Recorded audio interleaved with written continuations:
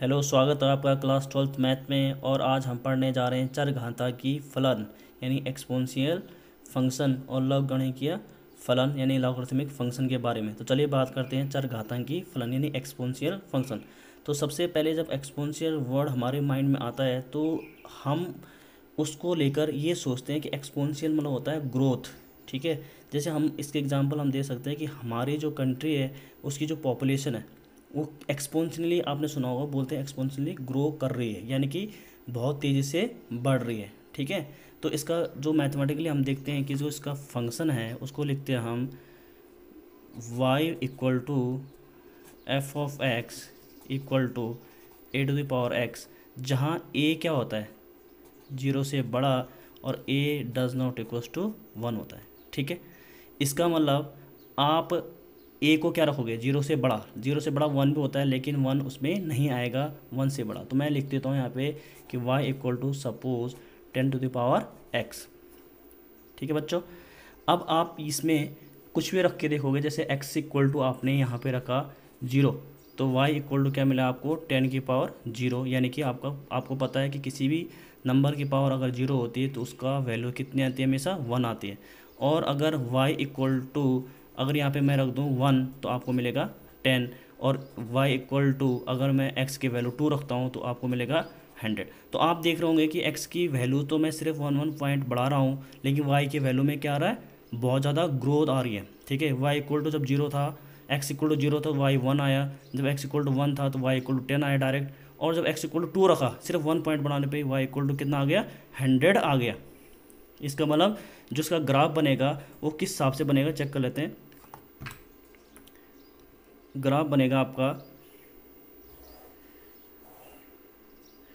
Suppose x access और ये Y access, ये इसका मूल बिंदु हुआ, ये 1 है, ये 2 है, ये 3 है, ये 4 है। यहाँ पे 1 2 3 4 एंड सो ऑन 10। तो आपने यहाँ पे सबसे पहले क्या रखा, x इक्वल टू 0 रखा, तो आपको y क्या मिलेगा 1 मिलेगा। y क्या मिलेगा आपका 1 मिलेगा। x इक्वल टू आपने 1 रखा तो y क्या मिला आपको, देखो यहाँ पे x इक्वल टू 1 रखा तो y क्या मिला आपको सीधा 10।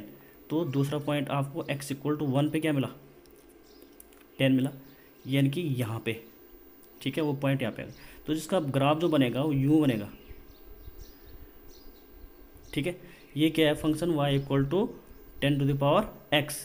और ध्यान देना कि जब यहाँ से मुड़ेगा तो इसको ये इस पर टच नहीं करेगा क्योंकि ये नेगेटिव अप्रोच को शो करता है। नेगेटिव 1 2 3 इज अ पॉजिटिव, इधर क्या होंगे नेगेटिव -1 माइनस, लेकिन इसको टच ना करते हुए सीधा से निकल जाएगा। अब क्यों निकलेगा, क्योंकि अगर आप, मैंने कहा यहाँ पे कि a के लिए कंडीशन है कि a 0 से बड़ा होना चाहिए और a इक्वल टू नहीं होना चाहिए 1 के।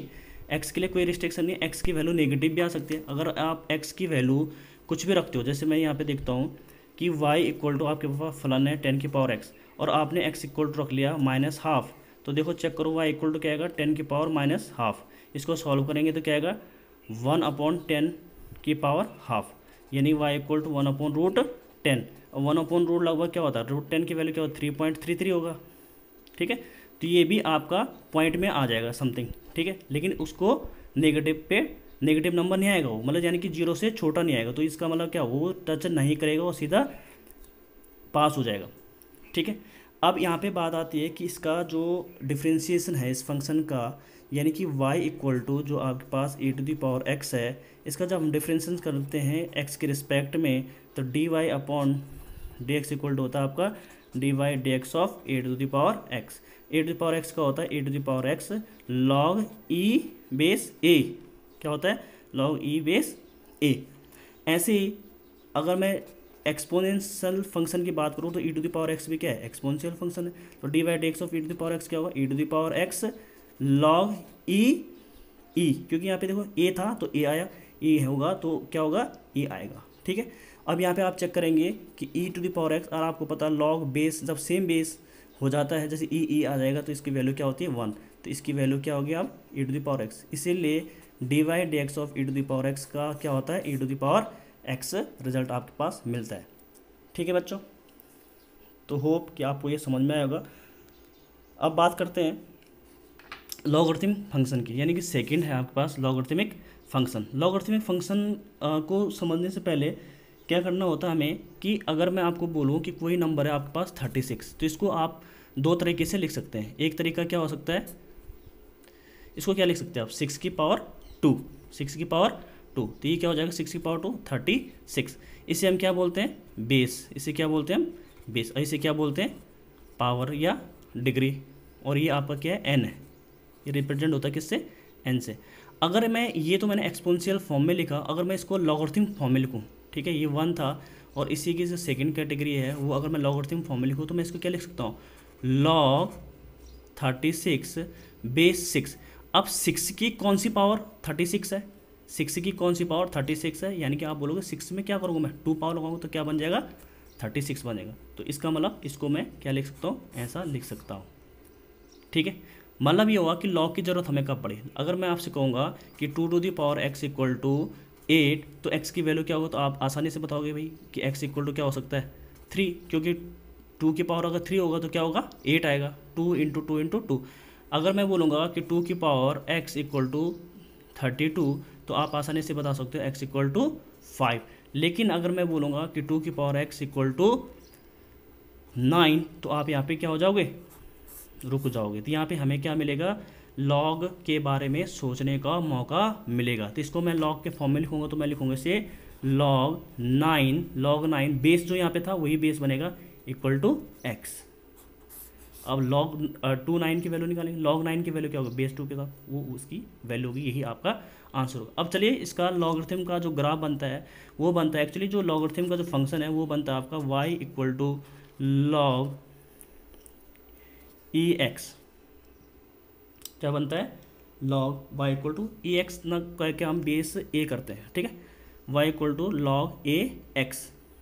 इसका ग्राफ क्या होगा बच्चों, आपको पता है कि अगर मैं यहाँ पे 1 रख दूँ, x की जगह में क्या रख दूँ, यदि x इक्वल टू 1 होगा तो log a 1 क्या होगा आपका 0। तो इसका जो ग्राफ बनेगा वो यूँ बनेगा, x एक्सेस ये सपोज y एक्सेस है, आपको पता है ये 0, ये होगा 1 2, ये 1 2।